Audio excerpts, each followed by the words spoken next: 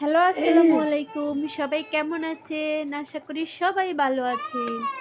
মেয়েকে কোলে নিয়ে, মেয়েকে সাথে নিয়ে মা-মেয়ে মিলে পৃথিবীর সবচাইতে দামি সুস্বাদু খাবার রান্না হয়ে গেছে করলাম। তামুর হয়ে গেছে। যা আপনাদের তুমি ঘরে একটু ধৈর্য সবসময় থাকে ধরো মা। কিন্তু আপনারা জানেন না। এই রেসিপিটা যে চান আমাকে কমেন্ট করে এই যে জানাবেন আম্মুর কার, হয়ে কার গেছে। প্রয়োজন।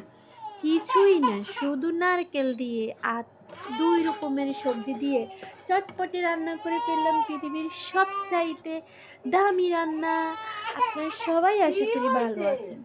এখন তুমি শুধু এত তেল কান্না ছাড়াই করলে আমি ফোড়ন রান্না দিয়ে দিব। করব কিভাবে? আর ফোড়ন দিতে গিয়ে মেয়েটা যা কান্না করতেছে। এটা পৃথিবীতে সবচাইতে সস্তা এবং দামি খাবার। যে পারে না সে কখনো খায় নাই। আমি বহু বছর পরে রান্না করে ফেললাম আর মা-মেয়ে মিলে পেট ভরে খেয়ে ফেললাম। এটা তেল ছাড়াই পূরণ হবে, শুধু জিরা ফোড়ন দিয়ে পৃথিবীর সবচাইতে